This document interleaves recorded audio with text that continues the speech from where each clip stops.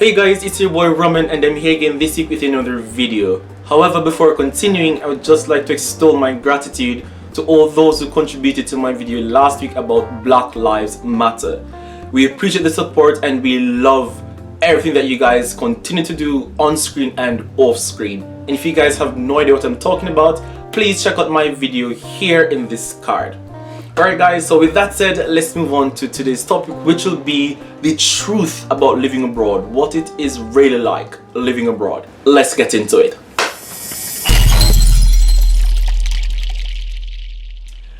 Alright, so first of all, let me say that living abroad, it's amazing, it's a wonderful experience. It's almost as if you're living a fantasy with Cinderella, Prince Charming, a fairy godmother and magic mystical creatures. It's almost like going into a closet like Narnia.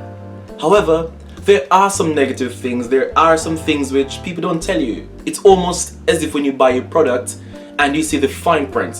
You buy a medicine because you're coughing and you see something that says may cause cancer, may make you bleed through the eyes and the nose, you know? So today I'll be telling you guys about those fine prints, what it is like to actually live abroad. Let's get into it. Alright, so this video will be going from least important to most important. And I will be focusing primarily on living in a foreign country.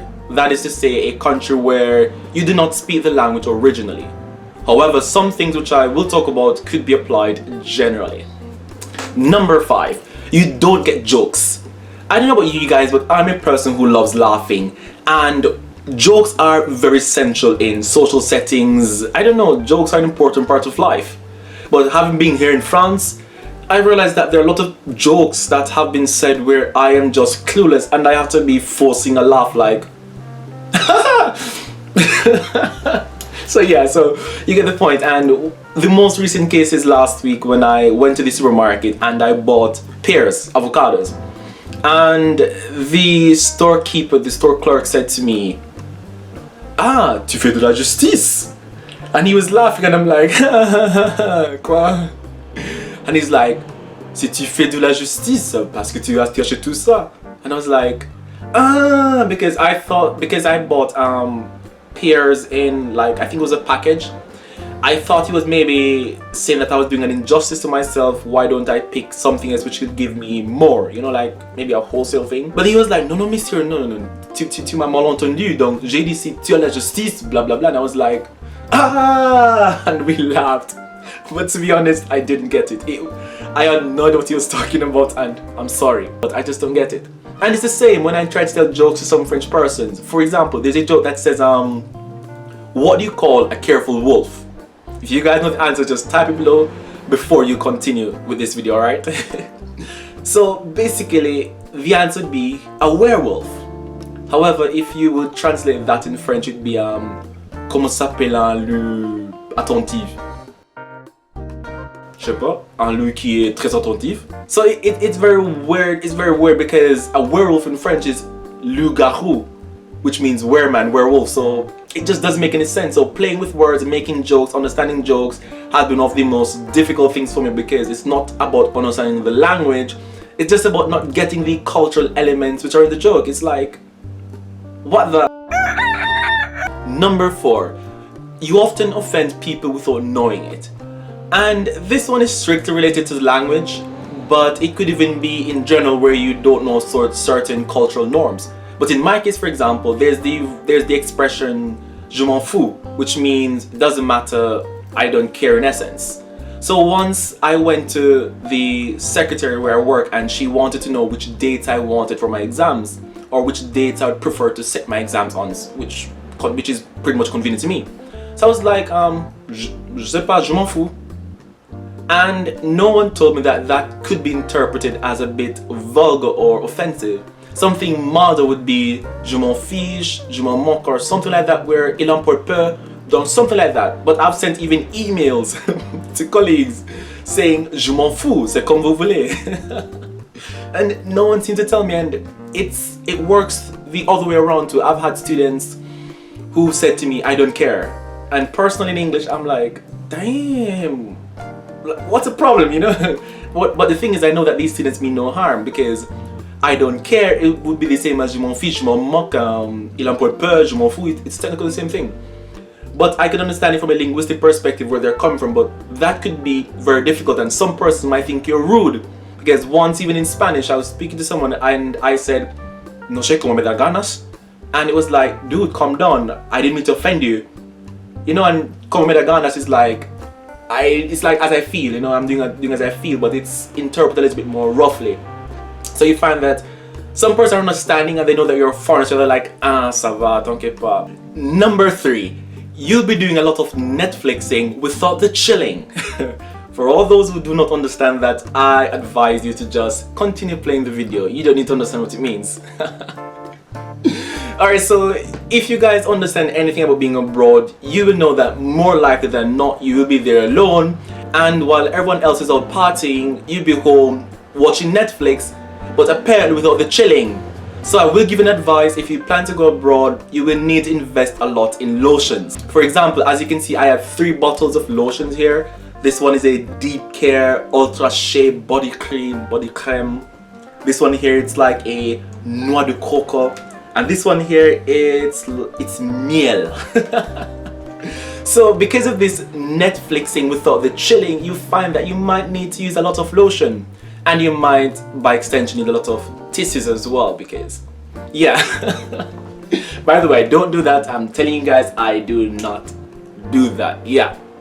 So you will find though, which is in truth, be it in a country that speaks another language or just being abroad overall, you might find, or you will find, that you're often alone unless you've made friends quickly, or unless you're a very sociable person. But someone like me who is selectively sociable, you'll find that I spend a lot of time maybe watching movies or just doing other things by myself. However, don't get me wrong, I have been invited to places, I have gone to some, but not all, but I just prefer to be home. Number 2, and this one is one of the serious ones, and it is that you're in isolation. When I say isolation, it's not as maybe as serious as it sounds, but it is serious in its own right. It is quite similar to the one I explained before this, because it means that you're alone. You don't have close family and friends with you. Everyone you know is perhaps in your home country and you're here alone, unless again you're good at making friends. And what you'll also find is that sharing intimate moments, maybe birthdays and celebrations, could be difficult unless you've found some sort of close friends or a group which with you work well. And for me, that has been impeccable. I've found some really great friends. And another aspect of this is that you might find yourself using Tinder a lot, or dating apps. I don't use them personally, but I've had persons who've recommended that I use them, and I've had persons who've recommended other things to me.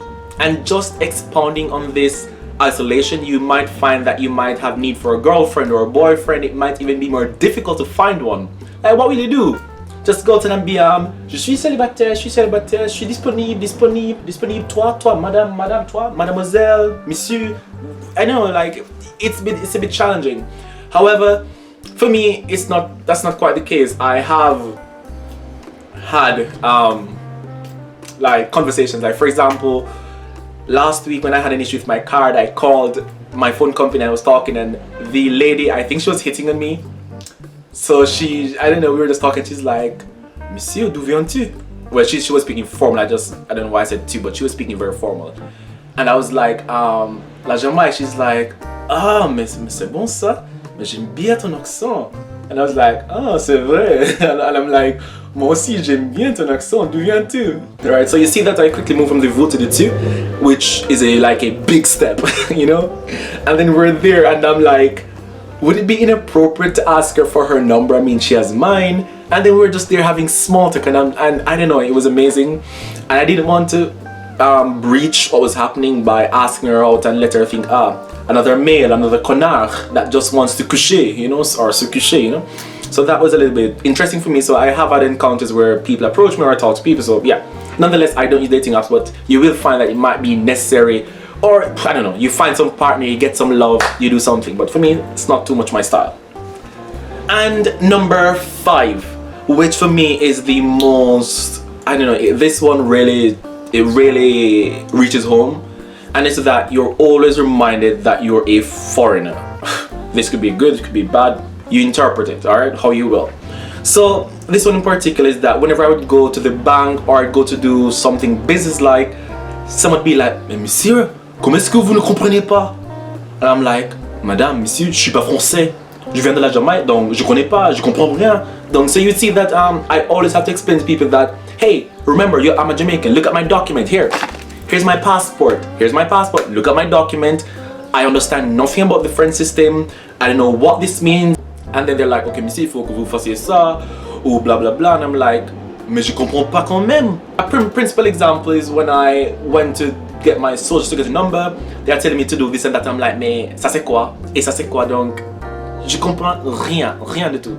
So you find that that's been challenging for me. And there are some instances like this one which was also challenging. So the other day, upon losing my card, I had to pay my rent, and so I asked a friend to do that for me, and oh my god, upon asking him, I wrote the message 1,000 times and I deleted it, and I was like, no, let me just have problems with my landlord, let me just leave this out, let me just not pay it. And when he I don't know, it was so difficult for me personally. And then I'm like, oh yeah, if I were to be back home, then I could simply, and I had a problem with my card, I could call many persons, or I could just go to the bank and sort it out. But here it's a little bit challenging and the system is weird. And I remember, oh yeah, I'm a foreigner. And the last part of this, which to me it's, well, you tell me. So where I work, I was making some proposals for something in particular, and someone said to me, these are the words exactly, I'll translate it. This person said, this is not Jamaica. You can't come into our country and expect to change our system. Yeah, they do like that back home, but this is France. You're in France, you do like the French do. So it's because of that, I was like, oh yeah. I'm like, yeah, I know that I'm not French. I'm not trying to change your system, but I don't agree with this. And so for me personally, it's a little bit harder to make certain changes. And it's like hushing my personality, because I'm a pretty loud person. Maybe not loud, but I'm a pretty assertive person. If I have an opinion, I'll say it, opinionated. And I'll say what I think. But here, I've been reminded on several occasions that, mais t'es pas français? T'es en France, donc il faut faire comme les Français. And I'm like, d'accord, je comprends, donc pas de problème. Ça va? You know? So with that said, guys, that's about it for my 5 truths about living abroad, the 5 things that no one will tell you. I mean, who will tell you these things when you're applying for a job abroad, or who will tell you these things when you're considering moving abroad? No one. Or maybe they will, I don't know, and the list could be longer. So that's it, guys, for all those who are thinking of traveling abroad. Yes, you should, because in spite of these 5 things, it's a wonderful experience, and all of these are relative. It depends on the individual and a lot of other factors. For me personally, I've been having wonderful experiences with a few minute things. So if that's it, guys, it's been a pleasure. And if you have any questions, if you'd like to suggest any ideas for a video or whatever you'd like, just simply leave them in the comment section below. I read and respond to every single comment. And if you'd like to follow me on Instagram, it's right here, or maybe here, I don't know. So follow me on Instagram, Twitter, shoot me a message, and yes, 100% respond rates. With that said, guys, share this video, abonnez-vous, I don't know, like, ciao ciao, boom, okay.